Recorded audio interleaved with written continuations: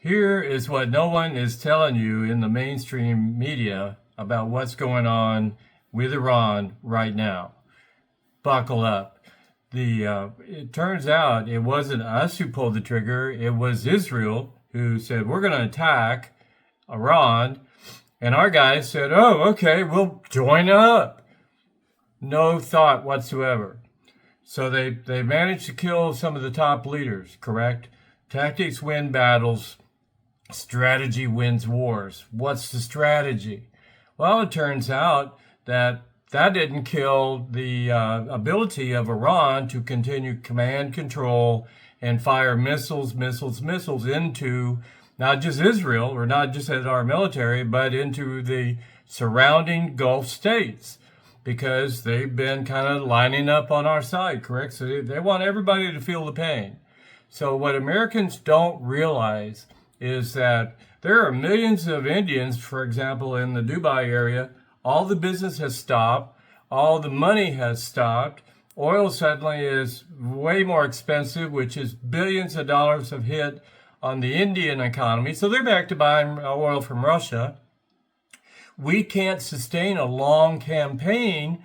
We don't have that many missiles. Trump and the drunk Hegseth figured we could, be over one and done and over with and all that. Well, hey, it hasn't worked out that way. Turns out Iran has underground missiles, mobile. They've got cluster missiles.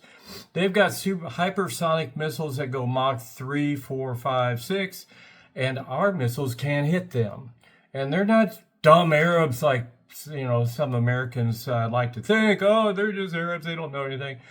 They're using decoys. So we're shooting 2 or 3 Patriot missiles at every missile we try to hit, and they're hitting decoys. And then there's a cluster hit, and then in comes the supersonic missile and hits the target. All of our facilities in the Middle East for resupplying our ships have been destroyed. Yeah, they've got to be moved back to Diego Garcia near India in order to resupply. That's about a 3-4 day trip each way to try to get more ammo and etc. So here's what's going on. Iran can hold out. They are not falling apart like our idiots thought. That overconfidence thing kills us every time.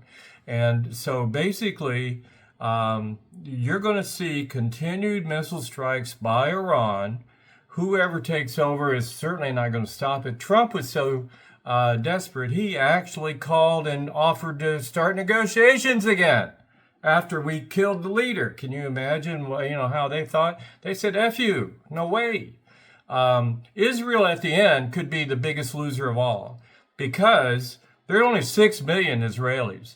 Iran alone has 90 million people, not to mention all the other Gulf states. The other thing Americans don't know is that the Iranians are Persian, a totally different culture than the Arab, Saudi Arabia, all those family dictatorships that are dysfunctional. The ones who actually financed 9/11, the Saudis, right? Not Iran. So at the end, we're going to look weaker, more vulnerable. Trump has exposed our weakness, and we're going to probably end up being booted out of the Middle East. Asia, China will take over. If Israel gets desperate and fires a nuke, China and Russia coming in, we got World War III, folks. And because they're going to get desperate, because Iran is going to keep shooting. And they've got maybe, I've heard over 20,000. I've even heard way more than that. We've got 4,000 missiles. And then we can't make them fast enough to replace what we're using up. So our stocks are going down to zero. So then if we use up all our stocks, China and Russia come in to help, Iran, because Israel pulls a nuke out of its pocket, and they've got over 100 of them. Then we got no missiles. We're basically out of ammo, and the big boys come in. This is what Americans don't know. This is what even Trump and his incompetence don't know and haven't figured out, because they don't know anything about anybody other than how to grift and make money or drink, in Hegseth's case. So buckle up, Americans. It's going to get worse. It's not going to be short. It's going to be a long term. We've already had a guy in Austin kill people with a T-shirt that really referenced the assassination of the Iran leader, as his motivation to go shoot us. And right now, under our rules, you can be on the no-fly list and buy an assault weapon. How crazy is that, right? Well, Republicans wanted it that way.